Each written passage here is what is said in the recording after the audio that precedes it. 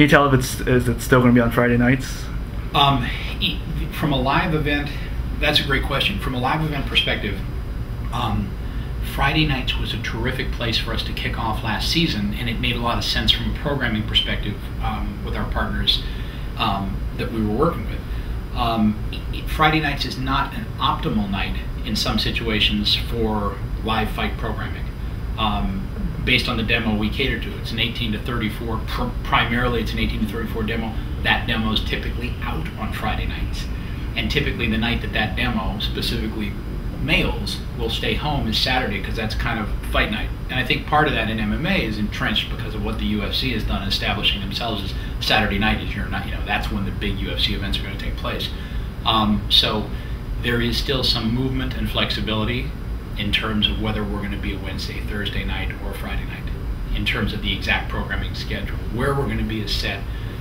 What night it'll run is still, from a live perspective, is still a little bit up in the air. And the cool thing is that having promoted fights in both boxing and MMA now for the last 20 years, you can draw huge crowds. As the UFC has shown, as the WEC has shown, as other people have shown, you can draw monster crowds on Wednesdays and Thursday nights with the right promotion, the right time frame in front of it. So, but that hasn't been determined precisely yet in terms of programming schedule. Maybe it could be a lead-in to The Ultimate Fighter in a way? I don't know about that. But I would at least have something to tune into when our show is over, because I watch it religiously. But obviously there are considerations on those fronts in terms of what's there that people are absolutely going to watch, and that's something that programming execs think about when they're working with somebody like me and our team to build out how you're going to do it.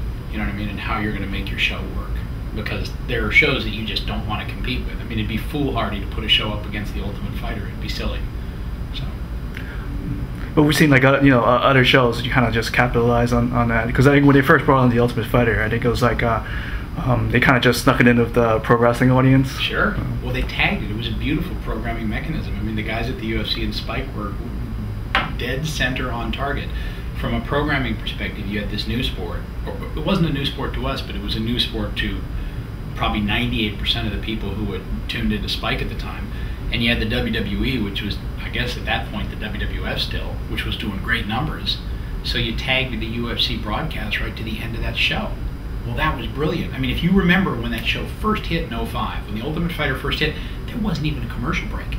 You went right from big lights, big excitement, WWE, directly into the UFC. And if you weren't paying attention, if you sipped to get a sip of Diet Coke or a bite of pizza, you would have missed the fact that you had transitioned from one program to the next. It was big excitement, it was huge athletes, it was big aggression, so it was a natural transition. It was a beautiful programming move, not even to break it with commercial, just to go right into it.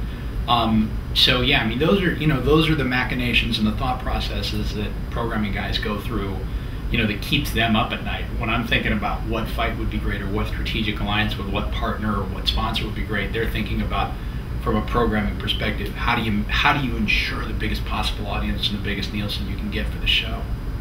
So we'll see. It will be interesting to see how that last piece of it comes together.